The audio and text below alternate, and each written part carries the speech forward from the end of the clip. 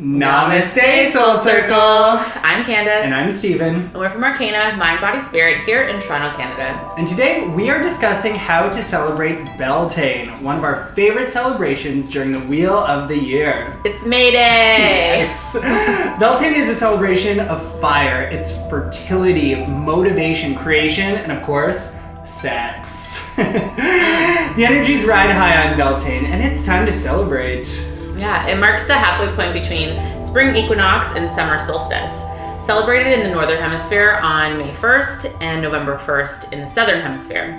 Our goal is to help you use the Wheel of the Year in cadence with the natural cycles of the universe, so to become more effective in healing, releasing, and manifesting. Today, we will discover how to celebrate this high holiday, and then we're going to share our favorite ceremony we use every year on Beltane, which is making our intention bracelets. Yay! I miss my bracelet. I love having those all summer long too. Right? We end up wearing them for most of the year actually, and we wear them until harvest. Mm-hmm. This is what, our 4th year celebrating? 5th year celebrating this together? I think so, yeah. And it's become a really important part of our cycle together. So be sure to hit like and subscribe below to ensure you don't miss any of our upcoming videos on all of your favorite metaphysical and spiritual topics that will get you to your most optimal timeline. Let's dive in. Let's do it!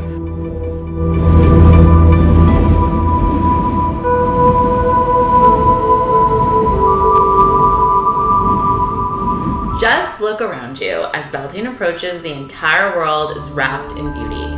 The plants have begun blooming, animals are in their prime, everything is finally awake after a long winter. The air even feels different, knowing that the winter days are far behind us. Even strangers on the street have more pep in their step as we prepare for summer's arrival. Thank God. Now, picture the image of one of nature's greatest creatures, a bumblebee. Okay? And it moves from flower to flower, spreading its gifts of honey from one gorgeous flower to the next. It really is the perfect image of the richness of this time of year and all the magic that it holds. All living things are feeling alive and embodied, and it's because of this that Beltane is a celebration of fertility and sex. Yeah. Beltane marks the turn of the wheel to the 5th season of the year. This is the season of manifestation. This takes place as we move from Beltane towards Litha, which is the ultimate celebration of masculine energy. Beltane welcomes in the last season of go time. It's time to turn up the gas and finish the work, make it happen. It's when we take all of the Aries energy from the previous season before Beltane, and we are able to channel the concrete, earthen, embodied energy that Taurus gives us. Yeah, it's perfect because now we are in the 2nd house of the year, which deals with values, resources, personal finances, self-esteem, all things that can really grow. It's your final season to push, and the universe is in cadence to help you. During the last high holiday, Ostara, we were watching our seeds starting to take root and push through the surface of the soil. Usually the work between Imbolc and Ostara is all about perseverance. It was about watering the soil, not knowing if anything is going to grow, and you just sort of have to stay in this feeling of keeping the faith. Now that we hit Beltane, our flowers are blooming, and between now and Litha, they're going to thrive. But what happens if they haven't? We're going to talk about that. We can see our stems and our leaves, but we still need to do the work. So what do you need? Do you need more light, less light, more water, less water? Take it inside, move it outside. What do you need? This is the perfect metaphor for the season of manifestation. All of these factors are right in front of you, and you have to be consciously taking the steps to help this goal take place. Beltane is about asking for where we need help to achieve our highest outcome. So start by asking yourself, how are you going to help yourself thrive? So before we talk ceremony, let's talk about why Beltane is so special. First of all, Beltane is the 3rd and final of the fire festivals. It was originally a Gaelic Sabbath where most traditions are celebrating some form of fertility. By this time in the Wheel of the Year, we are riding high on spring energy, and we can finally proclaim winter is dead. We celebrate with 2 very common symbols, the bonfire and the maypole, both of which we use throughout our celebration. Yeah. So let's start with the linguistics. The word Beltane means fire of Bel. Bel referring to the Celtic sun god Belenus. Wellness is closely related to the myth of Apollo and is found in so many streams of ideology across the world. Funny enough, in Celtic culture, he was actually worshipped close to water springs, which is interesting because he's a fire deity. They believed that at night when the sun disappeared, it was under the earth heating the thermal springs and making the water pure before its return the next day. Because of this, Beltane also has traditions of divination by scrying, which is when you meditate by staring, in this case, into the water for messages. There are ancient stories of lighting not one, but 2 fires using all the dried brush that didn't take during the spring. And you would actually walk your cattle through them as a sign of good fortune. This is symbolic of the hard work that you have put in. In this case, their intention was to keep their cattle producing while they are in the thick of all of their work. The same holds true for us. The work is not over. On Beltane, we are still manifesting to maximize our outcomes. Also, all cattle is very symbolic during Beltane. Nordic cultures called Beltane, I'm going to try this, Thremilche? I think it's Thremilche, which stands for the day that cows can be milked 3 times. Very abundant times. Now, Beltane, cross-culturally, is abundant everywhere around the world. In modern traditions, where we don't have bonfires or cattle, fire is still used in most practices. Beltane takes place on one of the first nights warm enough for a large outdoor celebration, and that was reason to dance and party by the bonfire all night long. I like the sound of that. Fire is also a welcomed addition to any ceremony. The point of dancing around a fire is not just for fun, though it's pretty damn fun if you ask me. Right? Okay, but for the ceremonial purpose is it's actually twofold. One, dancing and movement gets your body in a flow state, breathing hard and fast and feeling embodied and in the moment. And 2, fire has been used for divination purposes for thousands of years. By gazing into fire, people have had visions and thought journeys and messages that they are looking for. It is believed that you get the messages based on your next steps or what is blocking you and what needs to be removed. So if you can imagine back in the day, as a young woman looking to have a baby, on Beltane, you would be dancing in front of a fire. You would feel more embodied, empowered, and even inspired by any potential suitors that came to your mind while fire gazing. That's a perfect transition because this is where the origins of the maypole actually come in. Traditionally, a large group of young women in hopes of increasing their fertility would each take hold of a large ribbon tied to a pole or a tree. And they'd begin weaving a pattern with their ribbons by dancing around the tree. Over the years, this tradition has been adapted in so many different ways, depending on your access to space and the scope of practice. Some people weave crowns from freshly picked flowers. Some sew a blanket that you can use for the season. Yeah, for us, we've taken this tradition of the maypole weaving and we've woven it into our rituals that go from all of the fire festivals throughout the year. Together, in Circle, we weave an intention bracelet that we wear until harvest season. Later on in the video, we'll be telling you about how you can participate in this as well. Now, Beltane, just like Samhain, is known as a time when the veil is thin. Samhain is a festival of the dead, which makes Beltane a festival of the living. Often the spirits and guides that come through were those who would imbue you with energy and knowledge of what you need to thrive. Often the bellfires would burn all night long, and young men and women would venture into the woods for some passionate alone time, hoping the fae and fairy people might join them. Now, most Puritan people regarded this tradition as pagan, for surely no one would return a virgin. So this actually coined the term a maying in the woods. Yeah, which of course is another salute to May Day. Another memorable celebration is that in Great Britain, often weddings would take place on Beltane. They would nominate a May King and a May Queen who would be married off in the center of town. No pressure. Yeah, right? Jeez. And you thought the florist was pressure. Right. That's just a good time. Villagers would go to the woods and find a maypole, often a thriving young sapling, which was the perfect image of a phallus, and plunged it into a hole in the earth in the center of town, a symbol of the fertile young woman. This image was not lost on the Puritans, and it became quickly outlawed. God, they're just pulling all the fun out of here. No fun in the forest. No fun in the forest. So as you can see, sex was celebrated everywhere on Beltane. Even in Rome, they celebrated Floralia, and that was the festival of flowers. However, the most celebrated ritual of this holiday, which lasted 3 days, might I add, was sexual promiscuity. They said that if it took place during this holiday, it was only because they were trying to honor the flowers and the goddess. Oh, free pass. Yeah. Free pass holiday. Other great traditions to consider are walking diocil or clockwise around your property 3 times to call in good fortune while the veil is thin. Also, if you see a wishing well, superstition declares you must do the same. Walk it 3 times. All right, so let's talk about astrology. So Beltane takes place during the season of Taurus. Now, Taurus season is ruled by the planet Venus, and it asks us to take all that fierce Aries, get it done energy that we just had, and to take it and focus it on you. What makes you feel good? What makes you tick? If you're the flowers that you're trying to grow, how much water do you need? In this final season of manifestation, we should be making the last pushes we can by taking our goal to the finish line.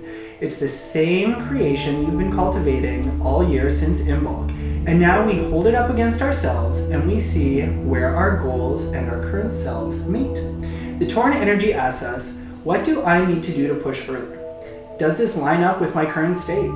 Does this intention I've tried so hard to grow match my original vision?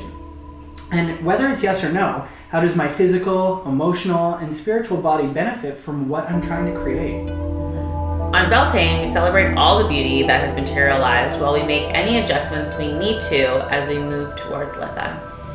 So Candice, we have planted some amazing seeds during Imbolc this year. And during Ostara, you seemed very positive that things were blossoming and that they were all headed in the right direction. On Beltane this year, what are you celebrating?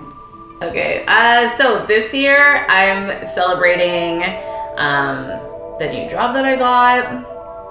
I'm celebrating some financial gains that I've gotten. Yeah. And I'm celebrating a new relationship that's coming to my life, which I'm really excited about. Oh. I too am celebrating that relationship for you. Oh, thanks. What about you? What are you celebrating? I am celebrating that there's been so many like long-term, I don't know if issues is the right word, but like points of contention in my life. I feel like a lot of them have started coming to a head. And with the state of what our world looks like right now, I have time to sort of take it in and digest. And I'm really celebrating how I'm handling some very tough situations in my life right now. And I'm really proud of myself for that. And I'm really celebrating opportunity. There are so many opportunities that I haven't really chosen anything yet, but I just feel like I'm in such a prime spot where things just keep coming my way right now, and I'm celebrating that there are multiple avenues of opportunity. Good. So when it comes to celebrating Beltane, what are your favorite parts of our traditions or celebrations? I would say honestly just weaving the bracelet. Yeah. I love weaving the bracelet. I love when we anoint them and just like separating each piece and like putting a very specific intention in each piece and then weaving it together and like meditating on each one and seeing what comes up for me. I think that's like my favorite part. Me too. For sure. And even in the past, we've done this with like large groups of people. We've done it as a virtual celebration, and some of the things that came from people's intention bracelets, we got letters and messages all year. Like there may have been some pregnancies that came out of those bracelets too. Perfect timing for that, right? Perfect time. They made it to the woods. All right, final question for you. So as we push forward to Litha over this season of manifestation, we're at the midpoint of the Wheel of the Year.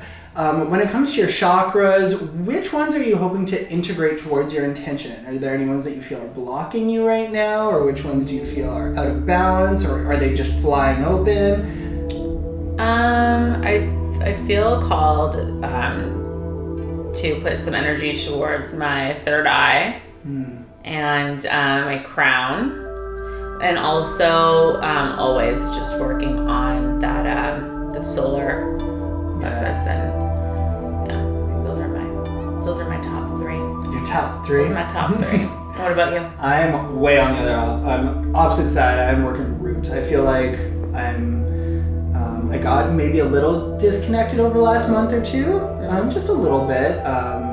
Just a little bit in overdrive and other chakras and other things going on. I want to get a bit more rooted and grounded, especially when it comes to dealing with some family and things like that. Like root systems need to do a little work there. So I'm going to be really weaving that and integrating that in my bracelet this year. Yeah, for sure. I also think like my throat is good. My throat chakra is good, but I think in very specific situations it can drop. So not to do so much specific work on it, but I think that I'm definitely just remembering to be aware of it. Yeah. And speaking of chakras, we've just did 2 months of chakra work and chakra information.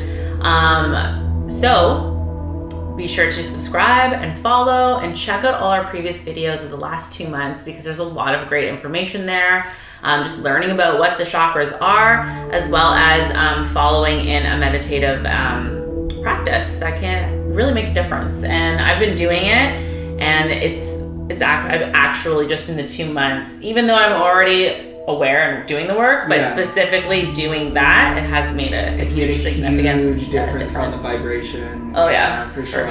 And as we are going to be integrating a little bit of chakra work into our ritual for this. So you do have some time before Beltane right now, so make sure you check those out. Get comfortable with your chakras and see where you need to maybe get the work in, see what's flowing really strongly, and let us know. Comment and let us know where you're at. Yeah, that'd be great. It'd be great to hear. Okay, so let's take a moment for a quick review.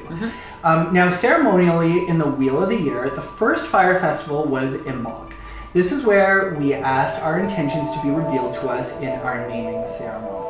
Now, during the following season, which is the season of initiation, we entertain those ideas, discovering what pathways and options that we could be led down in order to complete our work. We were starting to decide what our daily practices might look like that would help serve our intention. And we also got to see what some obstacles might be standing in our way. It was during Imbolc where we made our bottles of our intention essence, which we're also going to be using tonight for our ceremony. Next, we made it to Ostara, the second of our fire festivals, which marks the exploration of our discoveries and the declaration of our intentions in safe spaces. It was on this celebration where we walked the labyrinth together and uncovered our thought processes and dared to speak our truths to one another. One of my favorite. During the following season of creation, we tended our soils and did the work. We were convicted in our practices and took the daily actions backed by the energy of Aries to see real growth in the areas of our lives where we wanted to see change.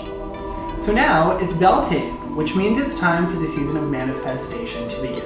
Okay, so let's talk ceremony, shall we? Okay, so a quick overview first of what our celebration entails. Now, it has 5 major parts. Number 1 is preparation. Number 2, celebration. The third part is fire visioning. Then 4th is maypole weaving and anointing. And finally, the 5th is divination. Again, now this is a high holiday, which means it is going to be a high ceremony. In fact, Beltane is arguably one of the most celebrated Sabbaths for those in our community. So anytime you're raising energy like this, you should open a circle.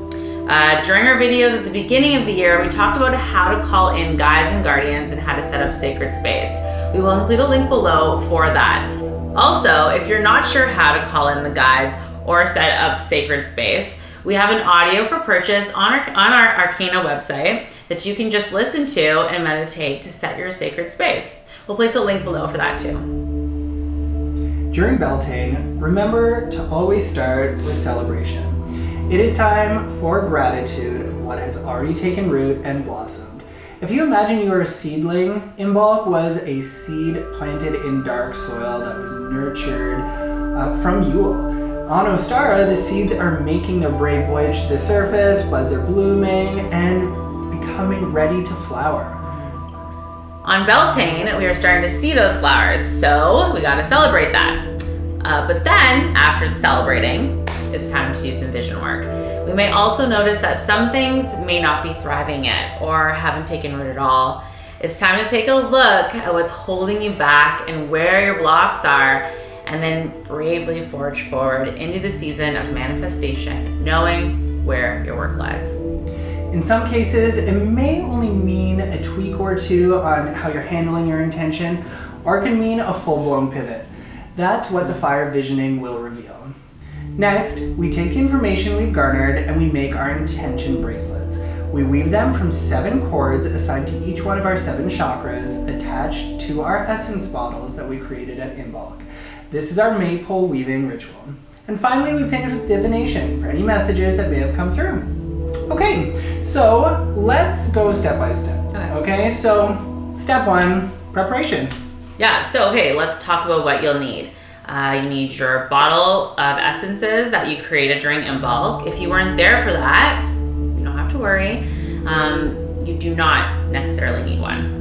What you have now is exactly what you're supposed to work with, so just trust in the process.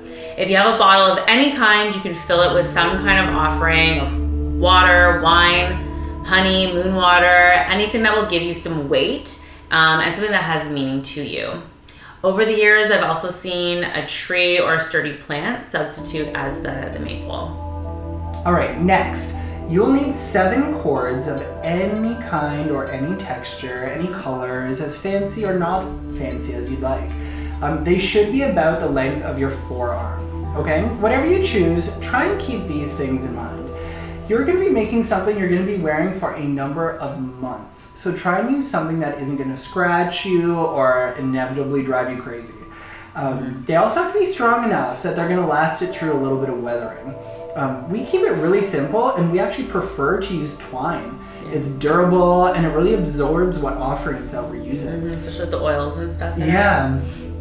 And it softens over time too. Yeah. Like it gets, I love them. Yeah. You look like a traveler. Right? Now, each of the 7 cords are going to be aligned with one of your 7 major chakras. And in the past, we have used color association for this, but we found that it wasn't overly useful. But of course, use your own discernment here. Whatever speaks to you is probably the way that you should go.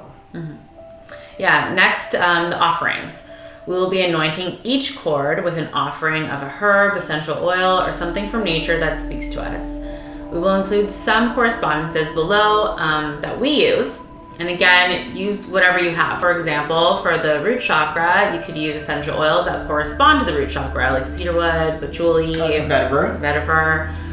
But what we prefer, we use the soil from the earth to represent our root chakra. But again, use what resonates with you.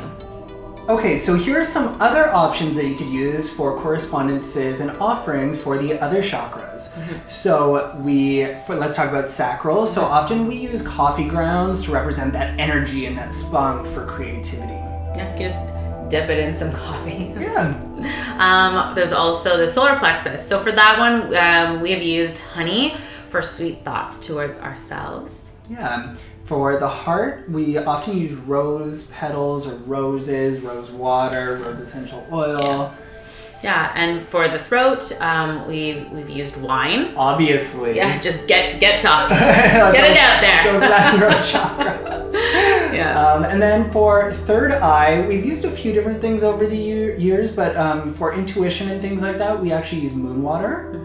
And for the crown, we've used ashes from previous ceremony. The next thing that you'll need to set up is some kind of fire. This can be as simple as a candle or as elaborate as a bonfire. Here's a tip. If you can only work with a small candle, place it on top of a mirror and put a little bit of water in the dish. This can really help deepen your fire visioning meditation portion. It's actually what we do and we love it. Another great addition is to have a seasonal altar. Set it up somewhere in your home, somewhere where you can see it for the next season, and use things that represent what has taken root for you. Otherwise, any colors of spring or any seasonal flowers that are in season in your area of the world would be perfect. Okay, so step number 2, celebration. Now, this is going to be up to you. When your ceremony begins, you might want to start to celebrate by dancing, laughing, cooking, whatever celebration looks like to you. Or you may want to open your circle before you begin the celebration portion. In our celebration, we will typically have a wild and crazy dance party. Then we drop in with some breath work. We usually like to do a meow for this and then open our circle. Either way is fine.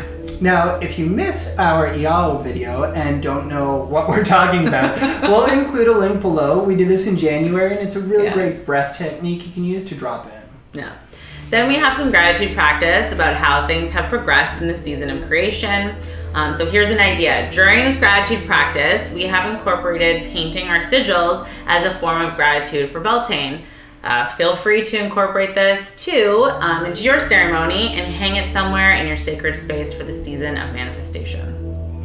All right, so we've celebrated. So now it's time for step number 3, which is the fire visioning work. This can be as deep or as surface as it needs to be for you. What we are referring to here is staring into fire and asking for guidance on what, if anything, is standing in our way of our most abundant fruition of what your intentions are this season. Yeah, it could be as simple as staring at a candle. You could do some mala work and chant one of the bija mantras or a personal mantra 108 times. If you have been practicing a long time, like us, you may want to use this time to drop in. Have some blue lotus tea, get some mugwort or some wormwood, burn it up, and do something to soften up. I mean, usually we do all of that. And then we'll end up lighting a fire or a candle, again, on a mirror, and we like to use some moon water on its surface. And again, this represents that spring pond scrying from the ancient times. To begin, we usually like to do a little bit of body work or movement, and that really helps us drop in. And then from there, we start doing a series of fast, short inhales and exhales for quite some time. In the past, we've set timers for hours, and then the alarm goes off and we still keep going. But regardless for how long, you'll know when you've reached your limit. And then you'll stop and you'll stare at your candle and find your breath and see what comes to you. And the best part is everyone's journey is going to be very different. Yeah, like sometimes our time doesn't line up, and you'll be done before me, or I'll be done before you, or we're in different stages throughout, even though we started at the same time. Yeah. All right, so step number 4, intention bracelets. My favorite part. So if you're dropped in and you have some messages about what might need some fixing or redirecting, first start by uncorking our essence bottles, being sure to inhale all the magic that presents itself from the Sabbath's past, taking yourself back to when these creations were still just ideas. Next, take the corresponding offerings for the root cord and anoint the cord while discussing where you feel that chakra is right now. When you are finished, add that offering to the essence bottle. Do this for each of the 7 cords, and using the messages you received in your fire visioning, figure out which chakra needs the focus. Next, fill your essence bottles with distilled water, cover, and flip over 3 times. Rule of 3, moted be. Next, place your 7 cords in the neck of the bottle, ensuring they're going to absorb the essence inside the bottle. Then it's time to weave. This is mostly going to be intuitive. Every year it looks totally different for both of us. Our most preferred method is to start with the chakra that we are using the most, and we're going to weave that into the next most important in our work, and eventually we're going to braid in all the rest. It's not going to be pretty. In fact, it's not going to look nice sometimes, but you know what? It is going to be magic. As you're doing it, you're going to want to tie knots sometimes when you feel it's sort of energetically necessary to do so. And sometimes you might find yourself only weaving with 2 of them. You might find you might be using all 7 at the same time and then stop and maybe use 4. There are no rules here. The one thing I will say is try and keep it tight, because this is going to be a bracelet that you're going to be using for a number of months. So you want it to still have form. So when you're done, you're going to want to knot it all at the bottom so that it doesn't all come undone. Now, as a technical note, you want to use more cord than you think. You never know which part of this bracelet that you're making is going to be what you end up using when it comes time to make the bracelet on summer solstice.